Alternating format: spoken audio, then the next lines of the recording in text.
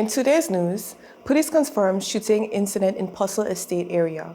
Trailblazer remembered for her fair spirit, decades of service, and cultural legacy. Acting Commissioner says public trust starts with transparency. Students help beautify communities while earning income. These and more stories when 284 News returns. At Higher BVI, we're not just about business. We're about empowering lives, and that is because we aspire to inspire. By choosing us, you're supporting a company that believes in equal opportunities, diversity, and community growth. Our mission goes beyond profit. It's about providing HR solutions, fostering talent, and leaving a positive impact. Join us in building a better future, a better BVI. Choose Higher BVI, where your support isn't just a transaction, it's a transformation. Together, we're changing lives in these beautiful Virgin Islands.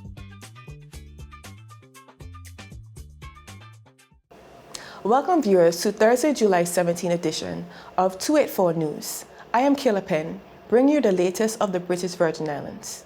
Thank you so much for joining us. The Royal Virgin Islands Police Force yesterday afternoon, Wednesday, July 16, 2025, confirmed a shooting incident in PURCELL Estate area. While unable to give more information, RVIPF officers did make their way to the scene. More to come as updated information is provided. Meanwhile, a large crowd assembled to pay tribute to the life and legacy of the late Honorable Eileen Lucia Parson, OBE, during the official funeral service, punctuated by touching tributes.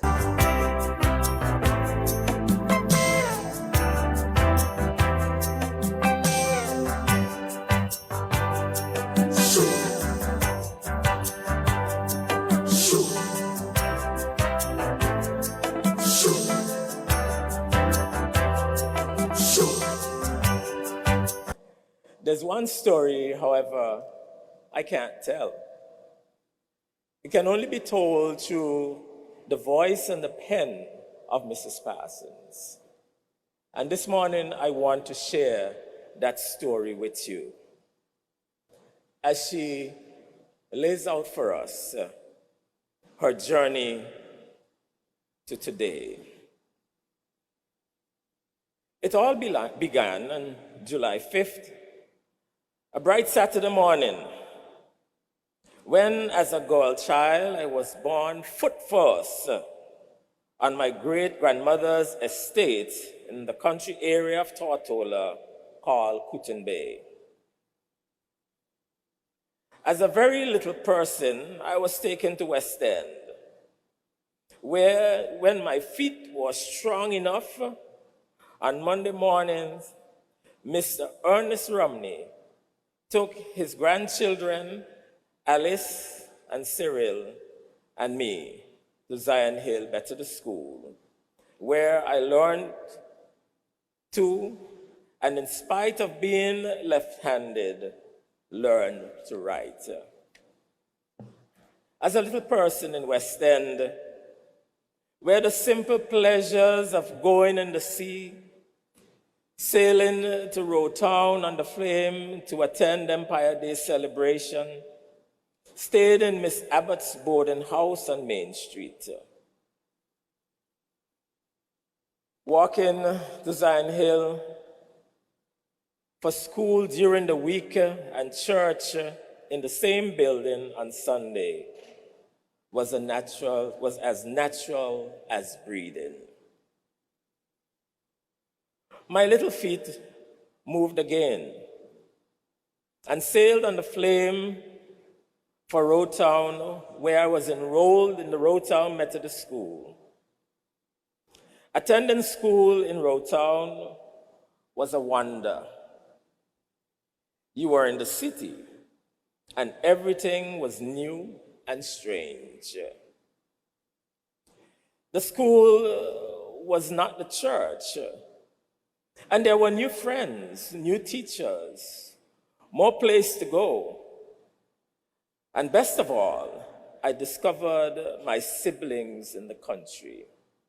All in a well-meaning effort to get Eileen to learn to write. The teacher had surmised that Eileen was not learning to write because she was using her left hand instead of her right.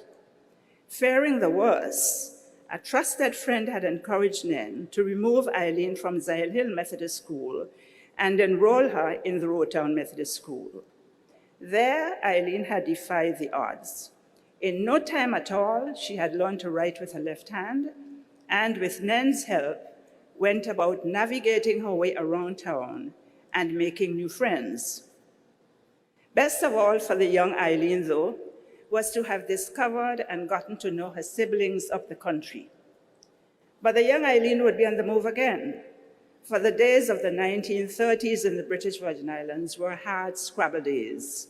So Nen had moved to St. Thomas and was living at a place called Savannah, home to most people from Tortola who were working in St. Thomas at the time.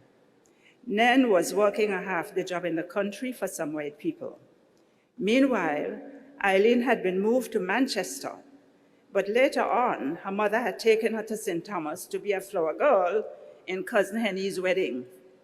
But she did not come back to Tortola with her mother, who had allowed her to stay on in Savannah with Nen's urging from about 11 to 12 years of age.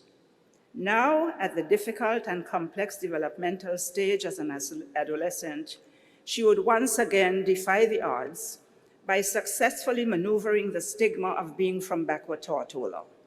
Of course, it was tremendously helpful that there were movies she could go to on Saturdays and Sundays, and there were ice cream and ice cream cones, still unheard of in Eileen's beloved Tortola.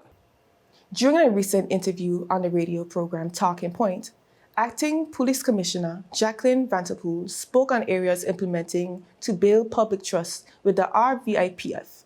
She specifically addressed her push to keep the public informed and have open dialogue. One of the things that we did, I use the word we because I work together with a team. Exactly. I put a community policing strategy in place because community policing should be the heartbeat of any commissioner that comes into RVIPF. That is what builds the public trust and confidence, because you have to be out there. And one of the things that I developed as well, I purpose to keep the public informed on a monthly basis as to what we are doing, what is outstanding, all the strategic priorities we put in place. That is the object I put in place, that I must inform the public on what we're doing. If you realize, our arrest matters has taken an upgrade this year. We are now letting people know when we what type of firearms we seize, what type of ammunition, what drugs. The pictures are going out there. But that is something that we always wanted to push. Okay. Sometimes we have a tendency to want to hold back from the public, but the public needs to know. Right. We are out there doing search warrants, we are there doing operations. What are we collecting? Yes, we know John Doe has gotten arrested and tried, but what was John Doe caught with? So hence that was one of the things we put in place so that the public see what it says, what we were able to achieve, and also the names of the persons who are arrested and charged. So I love that open communication with the public to keep them informed. Up next, Acting Commissioner says listening helped rebuild the RVIPF morale. This and more stories after a word from our sponsors.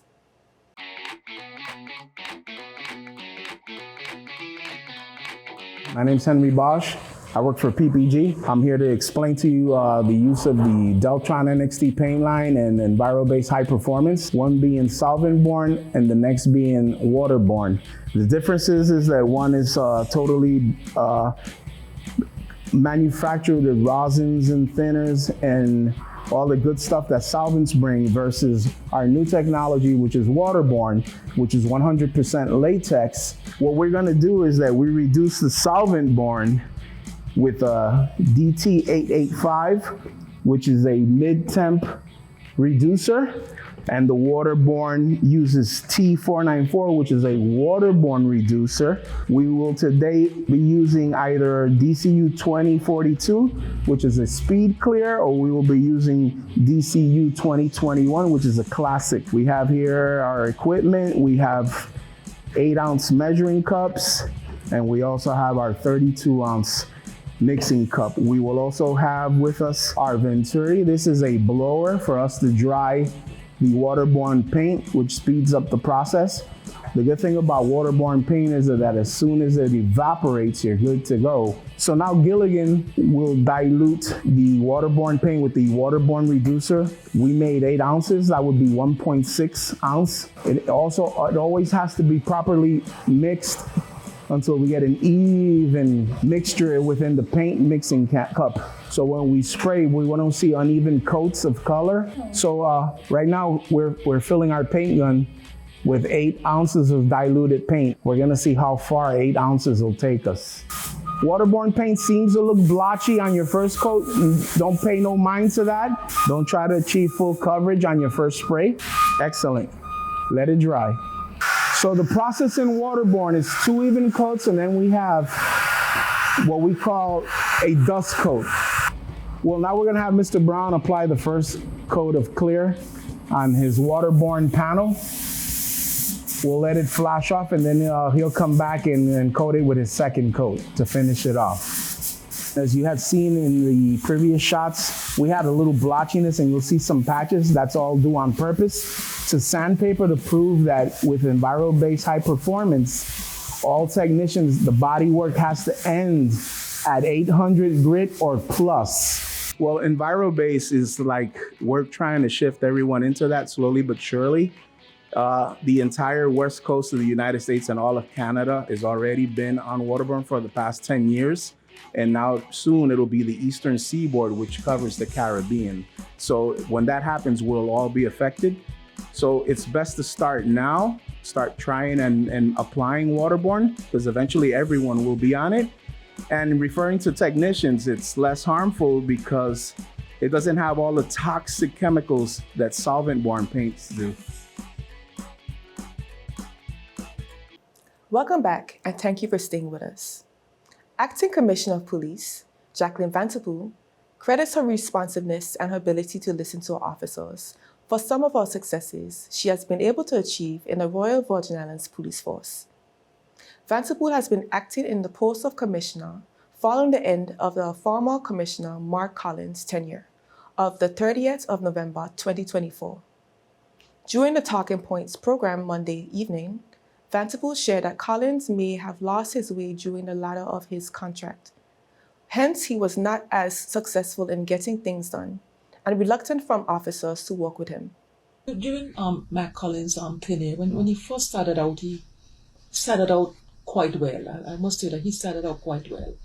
But as time went along, sort of drifting, because when changes come, it's not everyone want to accept changes. Because I go through it, I have to make changes like almost every week, every month. And I get the flock as well. I get the opposition as well. But what you have to do as a leader, when you make a decision, you must be comfortable with that decision that you make. You show to the commanders why you make that decision. And that is what helps me. But it's not everyone in the camp still accept the decision that was made. And hence, as Mark went along the way,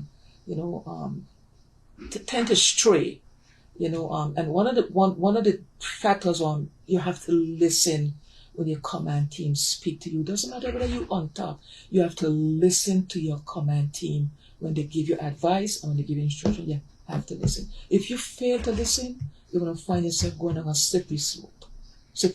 And because of certain officers that started challenging us as a command team, hence that is what caused the major challenges for Matt, because a lot of the officers, especially the PWA, they started challenging certain decisions that were made. Now, as I said, nothing is wrong in making decisions as a leader, but you must inform the masses why you make that decision. You must inform your command team why you're making this decision. It's not because you're the boss, you just make a decision because I'm the boss. No. And that is something I had to learn as well. When I make decisions, I let my command team know, listen, I respect what you shared with me, I respect the recommendation, but this is what I would like. Vanterpool believed that while there are some areas that need to work on, the force is ready to execute the recommendations in the Law of Enforcement Review. The governor brought in 2 UK officers from North Umbre Police Force that was under REMEBERED PHQ. One dealt primarily with the recommendations for Law Review number 2, and one dealt with my command team, the DCPs, the acting ACP, the superintendent, and strategically, he worked with them to bring them up to that level where they ought to be. And the lady that did the recommendations, I got to thank the governor and her. She did a tremendous job with those recommendations. The ones that were achievable were the ones that she worked on. So those are the ones that we're now working on to execute and implement. Some of them has a long, long, long way to be achievable, a lot of them. But we are working on the ones that she gave us, and we're now executing them and getting them implemented. And it can be done because we know the areas. This year's summer beautification program is underway in the various districts. It's a program where young people are engaged in cleaning and beautifying the community, an initiative being spearheaded by the Department of Waste Management. Representative of the 4th District, Lucille Hardsmith, explains what is taking place in her area. This is actually our 3rd year doing this with the Department of Waste Management, and we're really grateful to them for involving not just the 4th District, but all 9 districts. It has a program, a beautification program, where we involve young people, students between the ages of 12 and 17, to do a project in each district, particularly one that's historical, if this is a possibility. But we have been fortunate to be able to carry out projects and to teach young people about this particular site that they're actually working on. The first year, 2023, we did the bandstand. We painted the rails and also the surrounding areas. We cleaned up. The second year, we did the Sir Alva George's Plaza. We did some new paint colors on there. And this year, we're actually doing the Sunday morning well, where we did some plants. We built some planting spots in the planters. And today and between the rest of the week is a week program, and starts Monday, ends on Friday. And so we're painting right now. The students are painting the lines in the parking lot because they needed a little bit of lifting. And so that's what they're doing. And they were able to give them a little bit of history about what the Sunday morning well means to us. So it's just learning and participating in the beautification of their community, so that at the end of the day, they'll understand just who their identity is, and have an appreciation for the beautification and cleanliness of their community. So we are excited. These are very energetic young people. They're excited about taking part in this year's program. And actually, the program is from 9 to 12. They should have left by now, but they're still out there. It's after 1. That's to show how excited they are. Hardsmith also noted that the students are being compensated for their efforts. As a matter of fact, they do get a stipend of $250. So each of them receives that. And at the end of the day, when the checks are ready, the Solid Waste Department, they will have a participation ceremony for all districts, where they get a participation certificate. They're given their checks for the summer, and giving them some refreshments and give remarks and showing them an appreciation for their efforts, and just, in encouraging them through this program. And like I say, we are very happy for District Committee and myself as a representative to be partnering in such a way. Up next, officials salute determination at the record-breaking ceremony, and Pure Problem skips Game 3 after dispute, giving Synergy 5th title. These and more stories when 284 News returns. As the winds start to whisper of approaching storms, it's time to safeguard your sanctuary. Hey, have you checked your insurance policy lately? Not recently. Why? It's very important to check your insurance policy before the hurricane season. That's a good idea. I'll reach out to my provider and get some information. Awesome. Come, son, let's plan for emergencies together. We're gonna include your favorite comfort kit.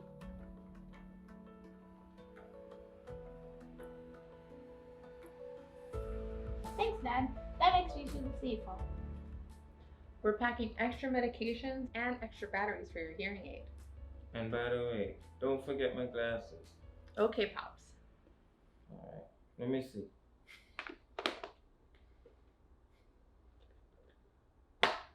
Okay.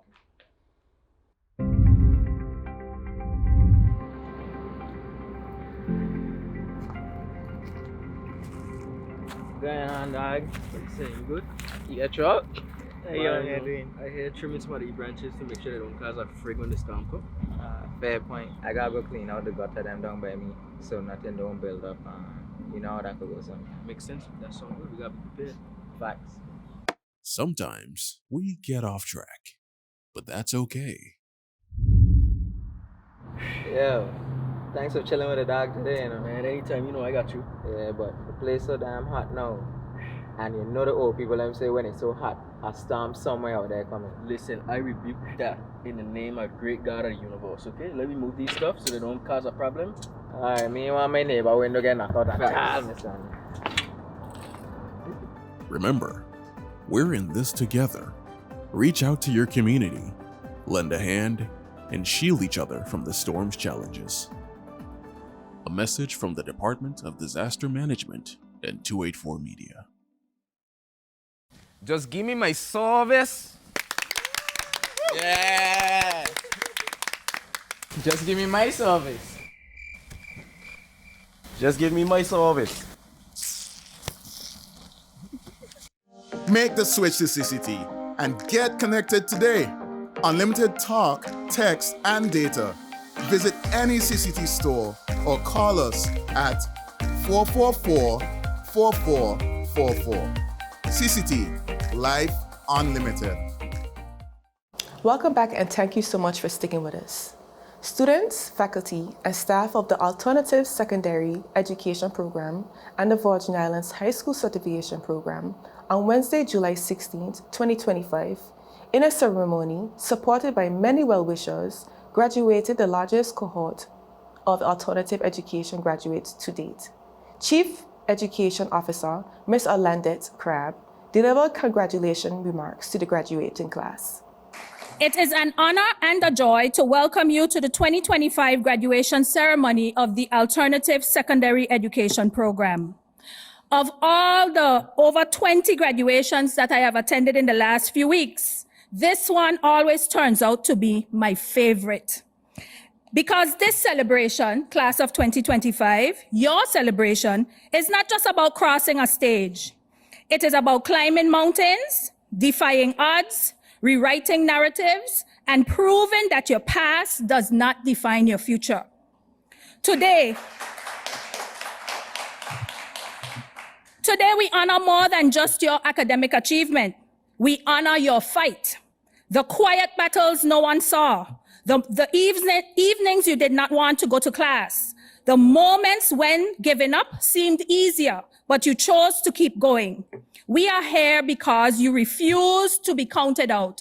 You refuse to give up on yourself, and you've earned this moment with sweat, sacrifice, and unshakable determination. Education Minister Honorable Shari DeCastro has spoken on the success of the students and how they will continue to contribute to this territory. And let me start by acknowledging, as I have just been advised, that this is the largest class to exit the Alternative Secondary Education Program. It says a lot, and today we come just for you to acknowledge and honor you. Today we are here to honor builders. Not the kind who wear hard hats or pour cement, though what you've done is just as tough.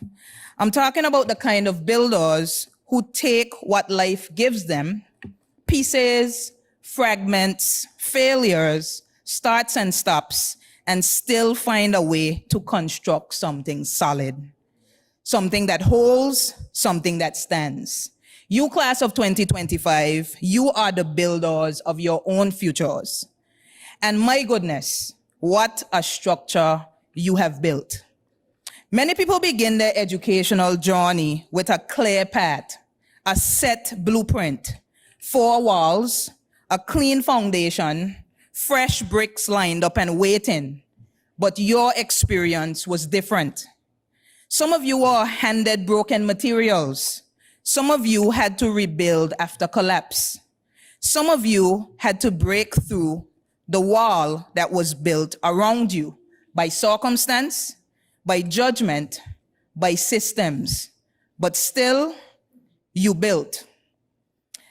There are people who walk the straight hallways of the traditional path.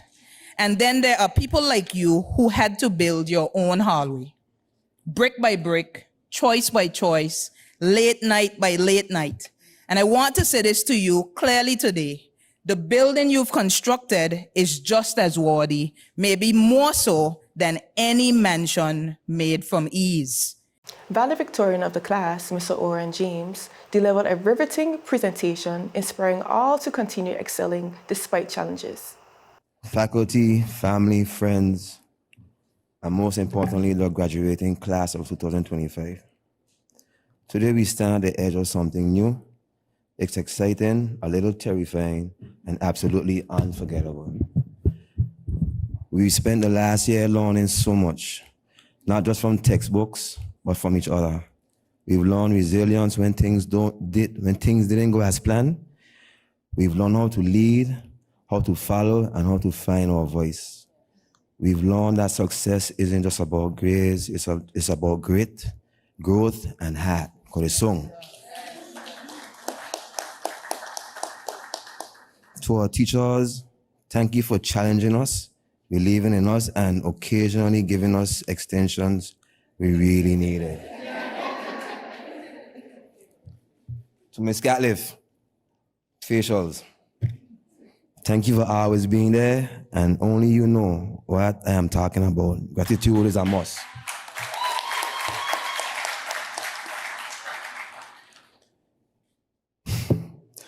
To Mrs. Coffee, although she didn't sign them adoption papers, she's still my second mom. She pushed me the hardest to be all that I am and more, and for that, I thank you. For real.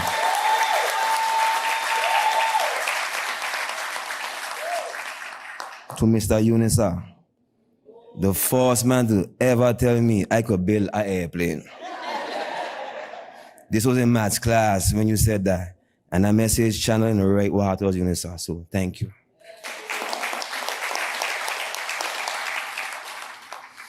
Mrs. Stadman, thank you for the extra time provided. You don't play, but we the guy keep up with you, Miss. We don't play. Trust me. And Mr. George, I thank you as well. The road wasn't easy, but we did it. The Virgin Islands Softball and Baseball Association announced today that Synergy were declared the 2025 Women's Division title holder last Saturday when Pure Problems gave up playing Game 3. Holding a commanding 2-0 advantage in the Best of 5 Championship Series, looking for their 5th NPF championship in a row.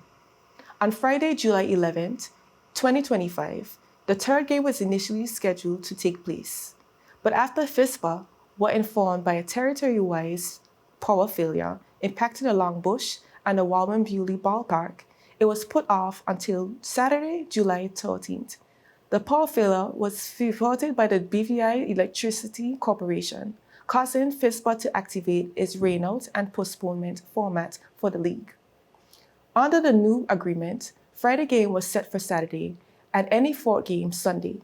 Most squads would concord, but Pure Problem raised concerns over players' availability, demanding the game to be scheduled for Sunday instead. Then, when Synergy confirmed they were ready to perform on Saturday, the league stuck to the modified schedule. Pure Problems were told by the final ruling, but chose not to take part in Game 3. As a result, Synergy were officially awarded the 2025 Women's Division title. FISPA is reassured that there were no favoritism in the rescheduling. The process was fair and transparent and in line with the league's policy. We congratulate both teams for their hard work and competitive spirit throughout a successful season added to the association. That's it for today's roundup. Be sure to follow us on our daily news updates at 284media.com. Like us on Facebook at 284media and 284BVI on Instagram and Twitter. I'm Kayla Penn. Have a safe and enjoyable evening. Goodbye.